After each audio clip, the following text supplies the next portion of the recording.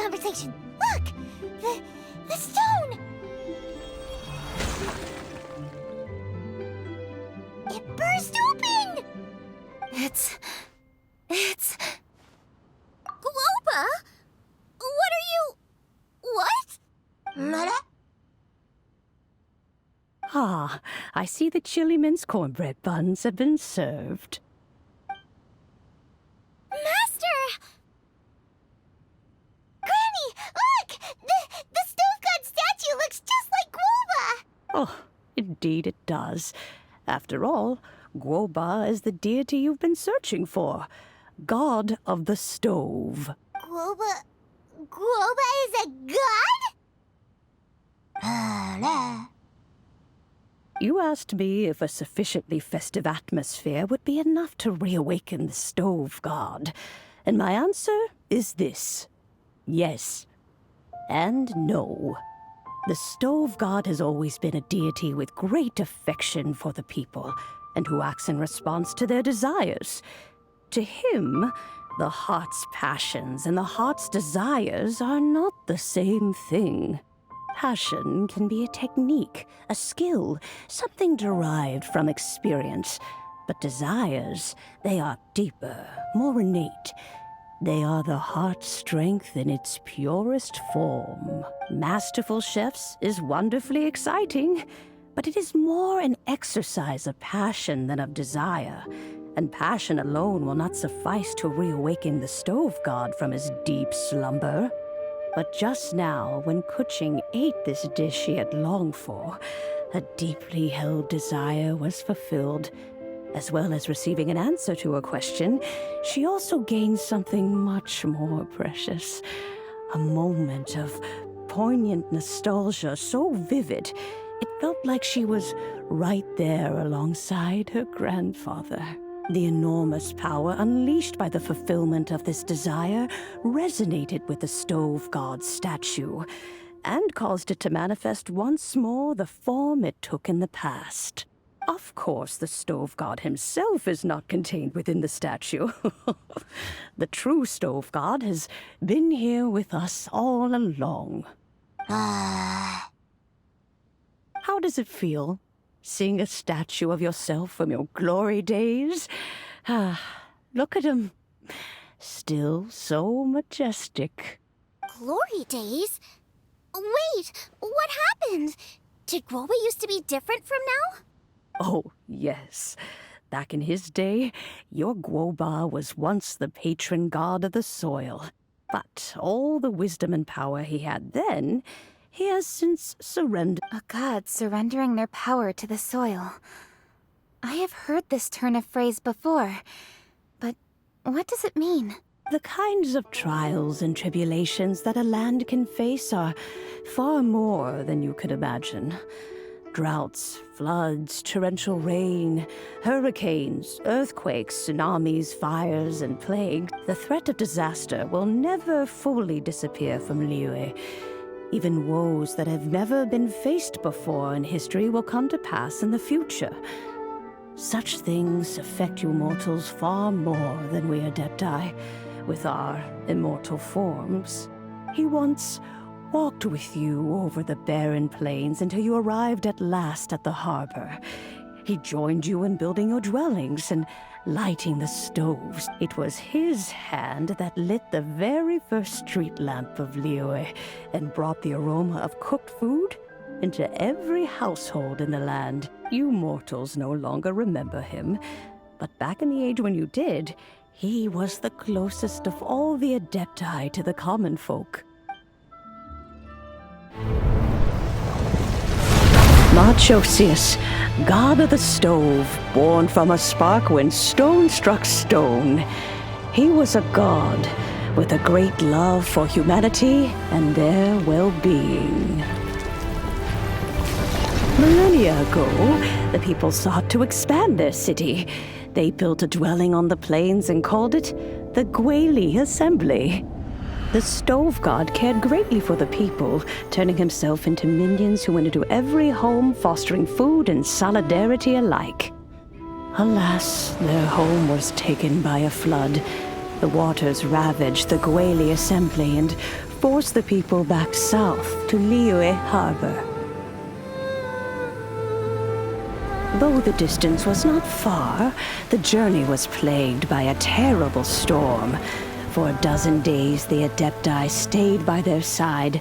During this time, the stove god cooked an ancient delicacy, flatbread with a meat sauce to stave off the cold and damp, fit for those on the move.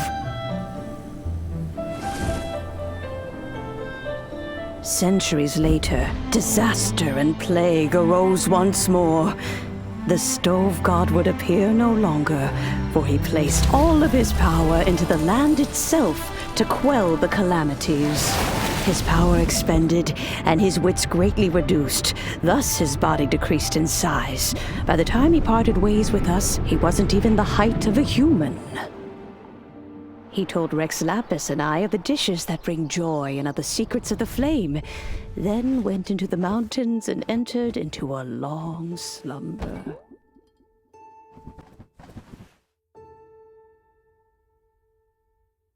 The stove god departed, and Guoba was born. When he awoke, he ate the chili mince cornbread buns placed on the offering table by a young lady in yellow. Though he did not remember the past, he was profoundly moved and decided to follow this young lady thereafter. The stove god had quietly disappeared, but the vendors rose early to hawk their wares. People went out to buy goods, lit their stoves, and cooked food, just as they had done every day for as long as they could remember. In Liyue, things have always been this way.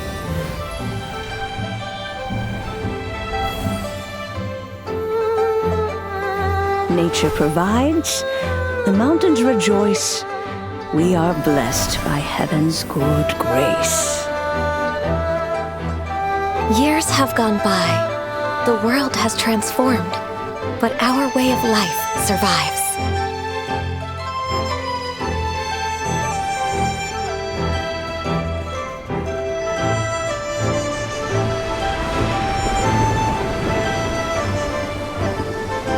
Fame and fortune is only a season. It is the moment that we should embrace.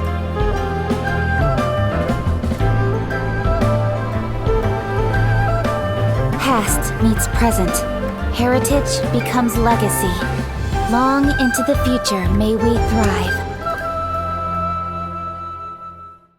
You once told me that dining is the profoundest of customs in the human world. To eat well is to consume vitality itself. And to drink well is to partake of the very essence of the world. It is a matter of paramount importance, you said, for people cannot face the arduous journey ahead on an empty stomach. At once a humble affair and a profound one.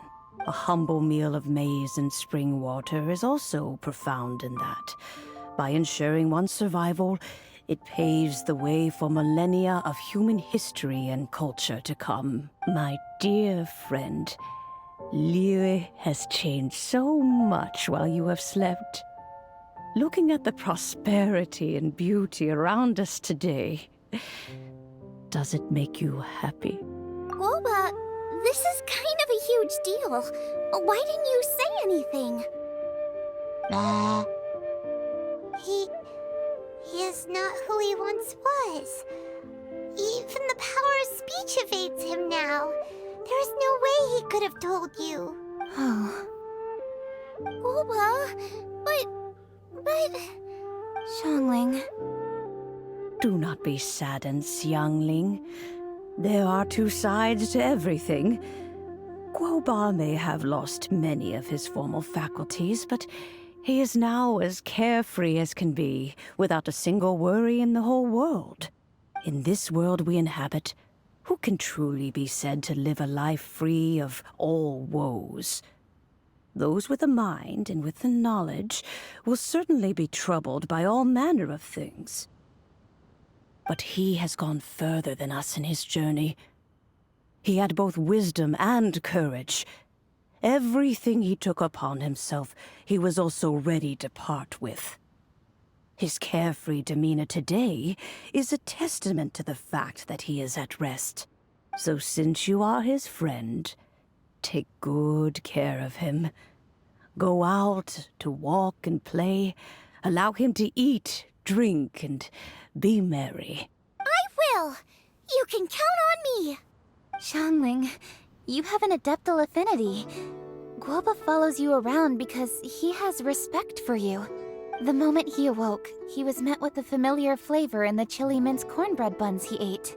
After all that time, he still recognized the dish he had invented, and he approved of you as the one who had cooked it. That's right. The taste of one's home cuisine always brings back memories of home. Though he remembered nothing, eating the food you had cooked gave him a feeling of familiarity. That is why he stuck by you. You may be the first person in history to give the stove god the experience of being a satisfied customer. That makes you quite a remarkable chef. If that's true, I couldn't be happier. Because putting a smile on customers' faces is what we chefs are called to do. Well then, it's getting late and I still have things to do. Time for me to say goodbye. Traveler, Paimon, Xiangling, thank you all very much. I look forward to spending more time together in the future. I guess my dad's probably heard the good news already, but I should still go catch up with him. Master, it's been a while since you came by. Why don't you join me? He thinks about you all the time, you know. He's always telling me to invite you over. Oh, goodness me. Then, far be it from me to refuse. Off we go, then. Let's saunter over gently and see how all the city folk are getting along.